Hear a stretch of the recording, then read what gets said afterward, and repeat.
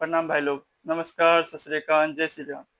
आज का जो हमारा लेक्चर है वो इंडियन ज्योग्राफी पे है, ठीक है।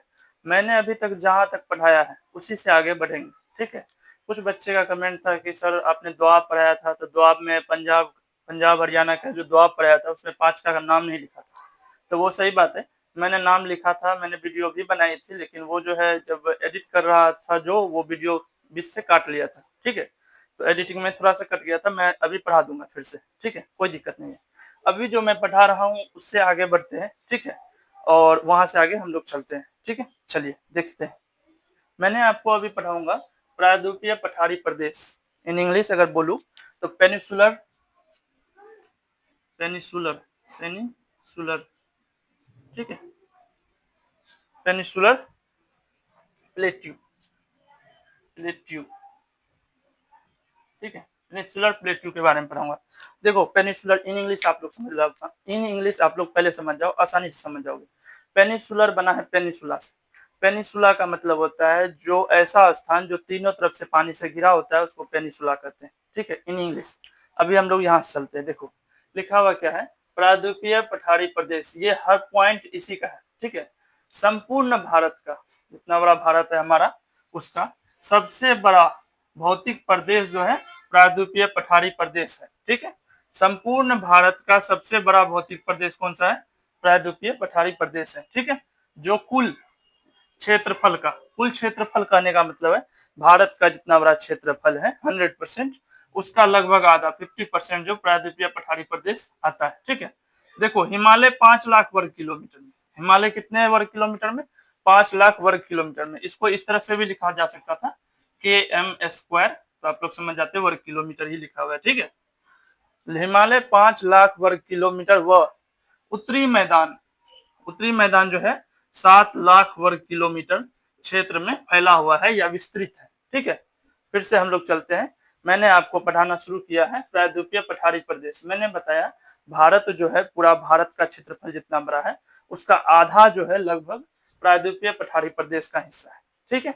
मैंने बताया 5 लाख वर्ग किलोमीटर में हिमालय का क्षेत्रफल फैला हुआ है, और साथ में 7 लाख किलोमीटर में उत्तरी मैदान का, ठीक है। यहां तक मैंने आपको पढ़ाया। सबसे प्राचीन भौतिक प्रदेश, देखो, सबसे प्राचीनतम भौतिक प्रदेश जो है प्रायद्वीपीय पठारी प्रदेश को कहते हैं। यहाँ मैंने पूरा नहीं लिखा, आप लिख लेना। सबसे प्राचीन भौतिक प्रदेश प्रायद्वीपीय पठारी प्रदेश को कहते हैं, ठीक है। यह गोंडवाना लैंड, कौन सा? गोंडवाना लैंड का अवशेष, यानी गोंडवाना लैंड का अवशेष यहाँ प्राप्त होता है प्रायद्वीपीय पठारी प्रदेश में। क्लियर है? ठीक है। यह सिल्ड का बना होता है। देखो, सिल्ड का हिस्सा है ये। सिल्ड क्या है? यह कोई किस चीज का हिस्सा है? सिल्ड का है, ठीक है। सबसे प्राचीन लावा पठार है, सबसे प्राचीन लावा पठार इसी को बोलते हैं, ठीक है। सबसे प्राचीन लावा पठार है, ठीक है। देखो, गर्मी काफी ज्यादा है, थोड़ा बहुत पसीना आता है, आप मैनेज कर लो। वो मुझे आता है, मैं मैनेज कर लेता हूँ, आप पढ़ाई पे फोकस करो। प्रायद्वीपीय पठार में मैंने आपको ये बताया। उसके बाद हिमालय 5 लाख किलोमीटर में, उत्तरी मैदान 7 लाख वर्ग किलोमीटर में फैला हुआ है, ये बताया, ठीक है। सबसे प्राचीनतम भौतिक प्रदेश प्रायद्वीपीय पठार है, ये पूछ सकता है। इसके अलावा आपको पूछेगा ये प्रायद्वीपीय पठारी प्रदेश में किस चीज का अवशेष मिलता है? तो गोंडवाना लैंड का अवशेष मिलता है। सिल्ड का हिस्सा है प्रायद्वीपीय पठारी प्रदेश। सिल्ड मैंने लिखाया। सबसे प्राचीन लावा पठार कौन सा है? सबसे प्राचीन लावा पठार को सिल्ड बोलते हैं, और सिल्ड का हिस्सा है प्रायद्वीपीय पठारी प्रदेश, ठीक है। इसकी औसत ऊंचाई क्या है? यहाँ स्पेस नहीं था, मैंने लिखा नहीं है, लेकिन आपसे पूछेगा इसकी औसत ऊंचाई क्या है, ठीक है। तो इसकी औसत ऊंचाई जो है 600 से 900 मीटर है। हम लोग अभी लिखेंगे, 2 लाइन इसका लिख लेते हैं, यही लिख लेते हैं, खत्म हो जाएगा। इसकी औसत ऊंचाई, एवरेज हाइट, औसत ऊंचाई 600 से 900 मीटर। कितना? 600 से 900 मीटर इसकी एवरेज ऊंचाई है, ठीक है, औसत ऊंचाई बोलते हैं। इसका आकार, एक लाइन आपसे ये भी पूछेगा, इसका आकार कैसा है? तो इसका आकार त्रिभुजाकार तथा त्रिभुजाकार बोलो या मेजाकार बोलो, ठीक है। त्रिभुजाकार या मेजाकार इसका आकार है, ठीक है। त्रिभुजाकार या मेजाकार इसका आकार है, ठीक है। इसकी आकृति कैसी है? तो त्रिभुजाकार है। यह कितना ऊंचा, कितनी ऊंचाई, इसकी औसत ऊंचाई क्या है, तो 600 से 900 मीटर इसकी औसत ऊंचाई है। ठीक है, इसमें किस चीज का अवशेष मिलता है, तो गोंडवाना लैंड का अवशेष मिलता है। इसके अलावा ये किस चीज का हिस्सा है, तो सिल्ड का हिस्सा है। सबसे प्राचीन लावा पठार को सिल्ड बोलते हैं। सबसे प्राचीन भौतिक प्रदेश कौन सा है, प्रायद्वीपीय पठारी प्रदेश है। ठीक है, भारत का कितना क्षेत्रफल है, भारत का लगभग 50%, यानी आधा क्षेत्रफल जो है प्रायद्वीपीय पठारी प्रदेश का हिस्सा है। ठीक है, यहाँ तक पढ़ लिए। अब यहाँ से आगे हम लोग चलते हैं। ठीक है, प्रायद्वीपीय भारत पे चलते हैं। ठीक है, चलिए पेनिनसुलर इंडिया शुरू करते हैं। आइए देखो भाई लोग, अब यहाँ से मजा आएगा पढ़ने में, ध्यान से देखो। देखो नंबर क्या है, प्रायद्वीपीय भारत, पेनिनसुलर इंडिया के बारे में पढ़ेंगे। यहाँ से जो है टॉपिक बदल जाता है और यहाँ से एकदम एक से एक मस्त से मस्त क्वेश्चन पूछा जाता है। ऐसा हो नहीं सकता इधर से क्वेश्चन ना उठाए। ठीक है, इसी में हम लोग जो है एक लाइन से देखो है क्या, मालवा का पठार कहीं ना कहीं से उठा देता है, छोटा नागपुर का पठार कहीं ना कहीं से उठा देगा। ठीक है, बघेलखंड का पठार, दंडकारण्य का पठार, रेवा का पठार, बुंदेलखंड का पठार, ये सब कहीं ना कहीं से उठा देता है सब क्वेश्चन। ठीक है, तो इसको पढ़ने के लिए पहले हम लोग पॉइंट वाइज पढ़ेंगे, क्योंकि हम लोग एक लाइन से पढ़ते हुए आ रहे हैं, इसीलिए हम लोग लाइन बाय लाइन पढ़ेंगे। देखो, प्रायद्वीपीय भारत के 3 हिस्से, प्रायद्वीपीय भारत को 3 भाग में तोड़ दिया। पहला क्या किया, मध्यवर्ती उच्च भूमि बनाया, मध्यवर्ती उच्च भूमि बनाया, पहला भाग। दूसरा भाग को बनाया दक्कन का पठार, आप लोग जानते हैं दक्कन का पठार कितना पूछता है। ठीक है, और तीसरा करवी एनलॉन्ग का पठार इसको बनाया।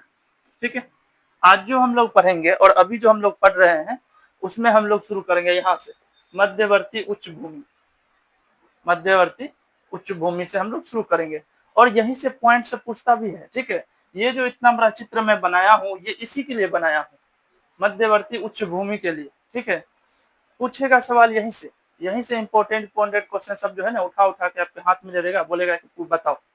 तो देखो, ये चित्र जो है ये सीमा है। ठीक है, ये एमपी है और ये राजस्थान है, ये राजस्थान है और ये एमपी है, बीच से सीमा है। पूरा जो है ये मालवा का पठार है, यानी मालवा का पठार जो है किन राज्यों में है, तो राजस्थान और एमपी में मालवा का पठार फैला हुआ है।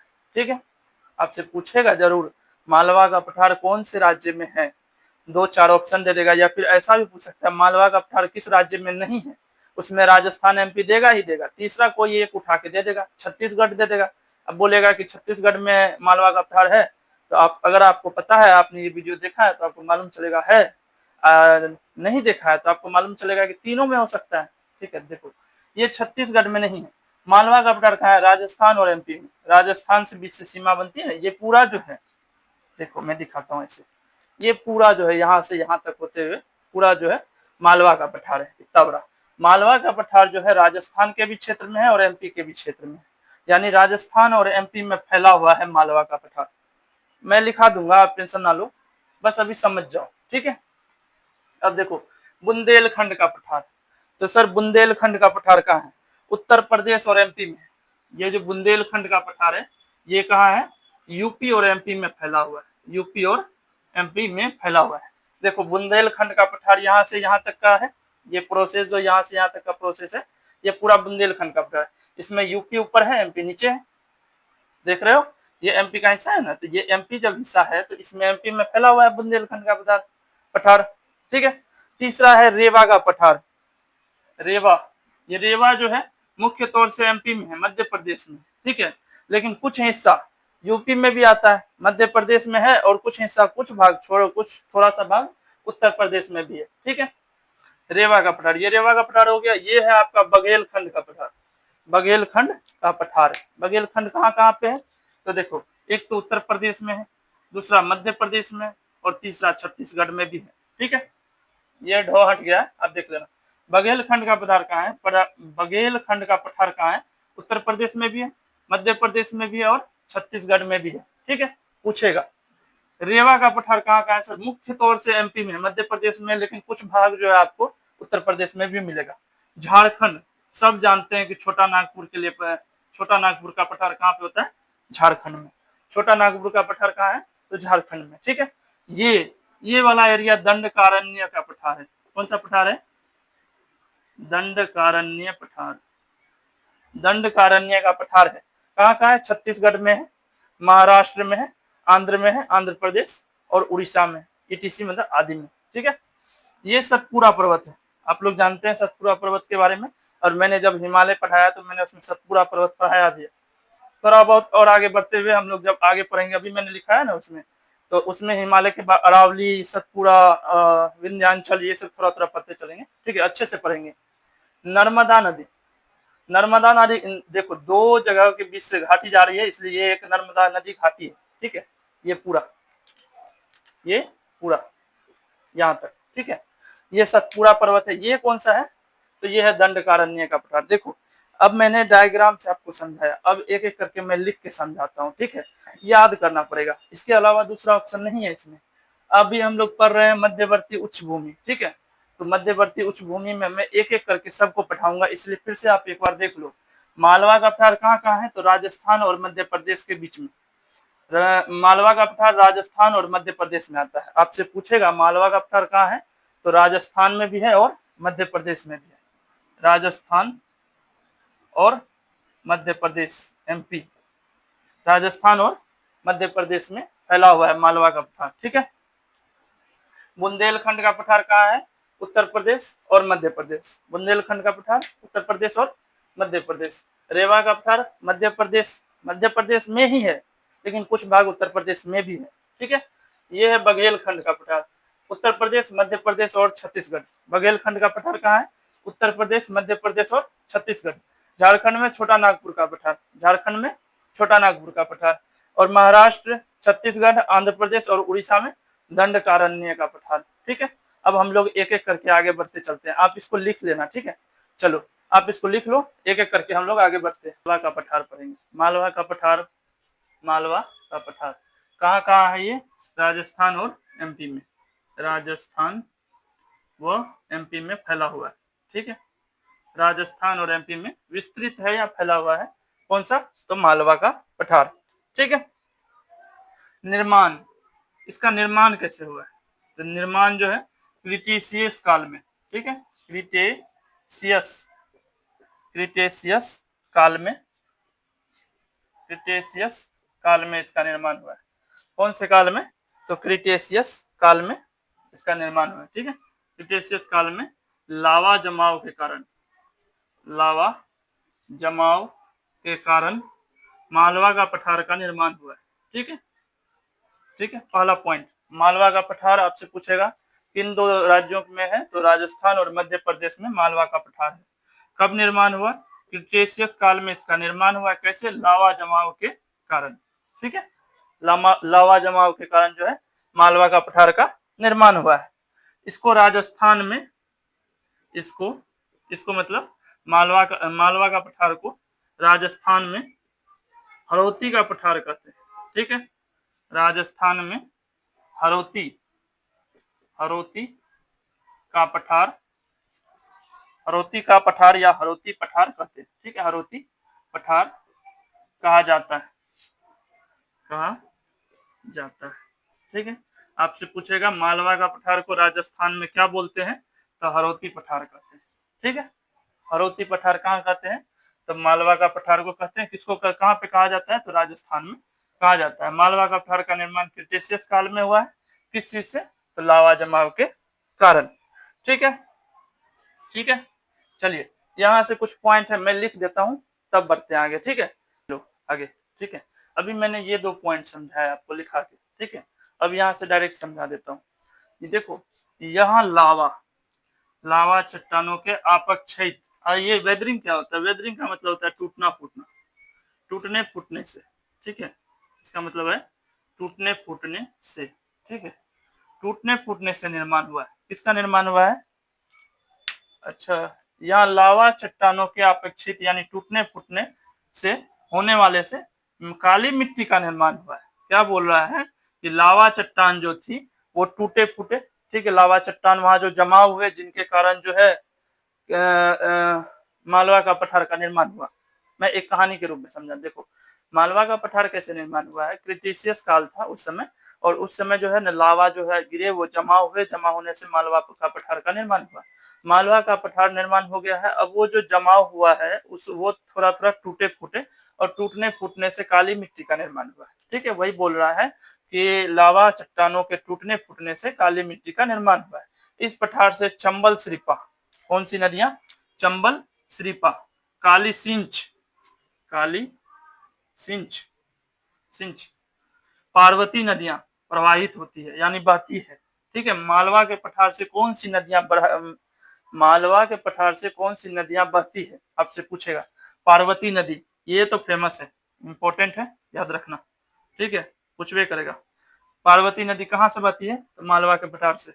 चंबल श्रीपा कहाँ से बहती है? मालवा के पठार से। काली सिंच नदियां कहाँ से बहती है? मालवा के पठार से। क्रिटेशियस काल में लावा जमाव से मालवा का पठार का निर्माण हुआ। ये लावा का जमाव जब हुआ, वो जब टूटे फूटे तो उससे काली मिट्टी का निर्माण हुआ। ठीक है, राजस्थान में हरोती पठार कहते हैं। इसके अलावा भी एक पॉइंट है जो मोस्ट इंपोर्टेंट पॉइंट है, मुझे यहाँ लिखने के लिए जगह नहीं बचा, तो मैं मिटा के अभी लिख देता हूँ। ठीक है, चलिए वहां बढ़ते हैं। देखो भाई, इससे आगे हम लोग पढ़ रहे हैं, अभी हम लोग पढ़ रहे हैं मालवा का पठार। ठीक है, अभी बुंदेलखंड पे मत आओ, मालवा पे ही रुको। ठीक है, मालवा का पठार में, मालवा के पठार पर महाकाल नगरी, महाकाल नगरी कहाँ है सर? तो उज्जैन में। देखो कुछ कुछ बातें हम लोग सीखते चलेंगे। महाकाल नगरी कहाँ है? उज्जैन में। भोपाल, भोपाल को क्या बोलते हैं? झीलों की नगरी। झीलों की नगरी किसको बोलते हैं? भोपाल को। ठीक है, इंदौर, इंदौर को बोलते हैं मिनी मुंबई। इंदौर का दूसरा नाम मिनी मुंबई कहते हैं। सांची नगर, सांची नगर को बोलते हैं स्तूपों की नगरी। सांची नगर को क्या बोलते हैं? स्तूपों की नगरी। ये सभी कहाँ पे है? तो मालवा के पठार पे है। फिर से चलते हैं एक बार, मालवा का पठार पे ये सभी जगह बसे हुए हैं। ठीक है, जो एक है महाकाल नगरी, महाकाल नगरी अघोरियों का आवास होता है। ठीक है, तो महाकाल नगरी उज्जैन में है। कहाँ है? उज्जैन में। भोपाल झीलों की नगरी कहलाता है। झीलों की नगरी किसे कहते हैं? भोपाल को। मिनी मुंबई किसे कहते हैं? इंदौर को। मिनी मुंबई, इंदौर। स्तूपों की नगरी सांची नगर को। ये सभी कहाँ है? मालवा के पठार पर अवस्थित है। क्लियर है मालवा का पठार तक? ठीक है, चलो यहाँ से आगे बढ़ेंगे बुंदेलखंड के पठार पे, उसके बाद बघेलखंड का पठार, छोटा नागपुर, सब पे बढ़ते चलेंगे। ठीक है, तो बुंदेलखंड का पठार आपके आगे में लिखा हुआ है, बुंदेलखंड का पठार। पहले पूछेगा बुंदेलखंड का पठार कहाँ कहाँ पे फैला हुआ है, किस किस राज्य में फैला हुआ है। सवाल जो उठाएगा ना वो इस तरह से उठाएगा। पहले देखो आपसे सवाल क्या उठाएगा, एक बुंदेलखंड का पठार कहाँ अवस्थित है ये पूछेगा, इससे किस मिट्टी का निर्माण या विकास हुआ है ये पूछेगा, और दूसरा पूछेगा इससे कौन कौन नदियां बहती है, इसकी जलवायु कैसी है। बस इतना ही पूछेगा। वो बस उतना बड़ा लिखा हूं मैं आपको समझाने के लिए। पूछेगा वो छोटा छोटा लाइन ही। पहला ये पूछ सकता है, दूसरा ये पूछेगा, तीसरा ये पूछेगा, और चौथा ये पूछेगा। इसके अलावा इसमें कुछ नहीं पूछेगा। ठीक है, लेकिन हम लोग को समझने के लिए जो है आगे बढ़ना पड़ता है ना। ठीक है, यही सब आपसे पूछेगा। तो अब इसको पढ़ते हैं। बुंदेलखंड का पठार उत्तर प्रदेश और मध्य प्रदेश में फैला हुआ है। विस्तृत कहाँ कहाँ है? तो उत्तर प्रदेश और मध्य प्रदेश में कौन कौन फैला हुआ है? उत्तर प्रदेश और मध्य प्रदेश में बुंदेलखंड का पठार फैला हुआ है। उत्तर प्रदेश और मध्य प्रदेश में बुंदेलखंड का पठार फैला हुआ है। ठीक है भाई लोग, देखो प्राचीन ग्रेनाइट निश चट्टानों से, कौन सा? प्राचीन ग्रेनाइट निश चट्टानों से निर्मित है यह पठार। कौन सा? बुंदेलखंड का पठार निर्मित है, जिसके अपर्दन व उपक्षयन होने के कारण यानी टूटने फूटने के कारण लाल पीली मिट्टी का निर्माण होता है। किसका निर्माण होता है? तो लाल पीली मिट्टी का निर्माण, लाल पीली मिट्टी का निर्माण होता है, और इसका विकास भी इधर ही हुआ है। ठीक है, बुंदेलखंड में लाल पीली मिट्टी का जो है विकास हुआ है। ठीक है, यहाँ से बेतवा व केन नदियां आपसे पूछेगा कौन कौन नदियां प्रवाहित होती है बुंदेलखंड के पठार से, तो आप बोलिएगा बेतवा और केन नदियां। मालवा के पठार से कौन सी नदियां प्रवाहित होती है? तो पार्वती नदियां। ठीक है, बुंदेलखंड के पठार से बेतवा व केन नदियां, कौन कौन नदियां? बेतवा और केन नदियां प्रवाहित होती है। ठीक है, होती है। यहाँ अर्ध शुष्क जलवायु है। यहाँ की जलवायु कैसी है? तो अर्ध शुष्क जलवायु है। ठीक है, देखो अभी तक मैंने आपको जो पढ़ाया उसमें मैंने आपको पढ़ाया कि मालवा का पठार और बुंदेलखंड का पठार। ठीक है, यहाँ तक हम लोग जान गए हैं। आपसे पूछ देगा उज्जैन महाकाल नगरी किस पठार पर अवस्थित है, तो आपको बताना पड़ेगा मालवा का पठार पर अवस्थित है। ठीक है, बेतवा व केन नदियां कहाँ से प्रवाहित? मैं क्वेश्चन बनाऊंगा, आपको क्वेश्चन दूंगा भी, मैं बीच में क्वेश्चन बना भी रहा था। लेकिन फिर जो है वो कॉन्सेप्ट मेरा बहुत, इंडियन ज्योग्राफी जो है ना बहुत लंबा कॉन्सेप्चुअल लेक्चर है, ठीक है। तो उसको कॉन्सेप्ट को खत्म करना है और मुझे बीपीएससी 4 एग्जाम होने से पहले आपको इंडियन ज्योग्राफी पूरा पढ़ाना है। इसीलिए जो है मैं उस क्वेश्चन को बनाना छोड़ के जो है फिर से कॉन्सेप्ट पे आ गया। मैं कॉन्सेप्ट पूरा आपको पढ़ा दूंगा। कॉन्सेप्ट जब पूरा हो जाएगा उसके बाद मैं एक एक करके क्वेश्चन बनाता चला जाऊंगा, ठीक है। भारत की सीमाएं रिलेटेड सारे क्वेश्चन मैंने बना के रखे हैं, लेकिन मैं आपको अभी नहीं दे सकता, कारण क्योंकि मेरा अभी कॉन्सेप्ट जो है वो मैंने पूरा खत्म नहीं किया है। पहले ये पढ़ाऊंगा, फिर मैदान पे और भी प्रोसेस है बहुत लंबा चौड़ा, ठीक है। तो वो उद्योग उद्योग भी पढ़ाना है, बिजनेस के बारे में। तो चलो इतना दूर पढ़ा दिया हूँ। इसमें मैंने आपको बताया मालवा का पठार और बुंदेलखंड का पठार। मालवा का पठार पड़ा बुंदेलखंड यूपी और एमपी में है। बेतवा और केन नदियां, मालवा के पठार से पार्वती नदियां। यहाँ अर्धशुष्क जलवायु होती है बुंदेलखंड में। महान काल नगरी उज्जैन, भोपाल जिलों की नगरी, इंदौर मिनी मुंबई और सांची नगर स्तूपों की नगरी कहाँ अवस्थित है? तो आपका मालवा के पठार पर अवस्थित है, ठीक है, स्थित है, अवस्थित है। अब हम लोग पढ़ेंगे बघेलखंड का पठार, ठीक है। बघेलखंड का पठार पढ़ते हैं, ठीक है। चलिए यहाँ से आगे थोड़ा सा बघेलखंड का पठार पढ़ रहे हैं। क्या पढ़ रहे हैं? तो बघेलखंड, पहले मैंने मालवा का पठार पढ़ा है, ठीक है। दूसरा पढ़ाया, तीसरा जो है बघेलखंड का, चौथा दंडकारण्य का पठार है, ठीक है। और हम लोग क्या पढ़ रहे हैं? मैंने पढ़ाया पहले मालवा का पठार, ठीक है। उसके बाद बुंदेलखंड का पठार और अभी बघेलखंड का पठार पढ़ रहे हैं, ठीक है। उसके बाद दंडकारण्य पढ़ेंगे। देखो ये कैमूर पहाड़ियां है। कौन सी पहाड़ी है? तो कैमूर पहाड़ी, ये जो है कैमूर पहाड़ी है, ठीक है। देखो मैंने लिखा है बघेलखंड का जो विस्तार है कहाँ कहाँ है? एमपी और छत्तीसगढ़ में। बघेलखंड का विस्तार कहाँ कहाँ है, मतलब बघेलखंड कहाँ कहाँ फैला हुआ है? तो एमपी, मध्य प्रदेश और छत्तीसगढ़ में इसका फैलाव है, ठीक है। इसके अलावा जो है हम लोग पढ़े हैं, ठीक है। देखो अब जो है मैंने लिखा है विस्तार कहाँ कहाँ फैला हुआ है बघेलखंड का, तो एमपी और मध्य प्रदेश और छत्तीसगढ़ में बघेलखंड का विस्तार है, फैला हुआ है। कैमूर की पहाड़ियां है ये है सोन और ये है महानदी। मैंने लिखा है कैमूर पहाड़ियां के पूर्व में, देखो कैमूर पहाड़ियां इधर है, पूर्व इधर है, पूर्व पश्चिम उत्तर दक्षिण, तो ये पूर्व का एरिया है। तो बघेलखंड जो है पूर्व में है, पूर्व में स्थित है। बघेलखंड कहाँ है? कैमूर पहाड़ियां के पूर्व में स्थित है, जो कि सोन, ये है सोन नदी आपका, ठीक है। सोन नदी यहाँ से प्रवाहित होती है, ठीक है। ये है सोन नदी और ये कौन सी है? महानदी, ठीक है। तो जो कि सोन व महानदी अपवाह तंत्र को पृथक करता है। सवाल ऐसे पूछेगा आपसे, सोन नदी और महानदी को अलग करने वाली कौन सा पठार है? सोन नदी और महानदी को अलग करने वाली पठार का नाम आपको बताना है। तो बघेलखंड का पठार है, ठीक है। सोन नदी और महानदी को अलग करने वाले कौन सा पठार है? तो बघेलखंड का पठार है। बघेलखंड कहाँ कहाँ है? तो बघेलखंड जो है एमपी व छत्तीसगढ़ में, ठीक है। एमपी और छत्तीसगढ़ में है, ठीक है। यहाँ तक क्लियर हो गया।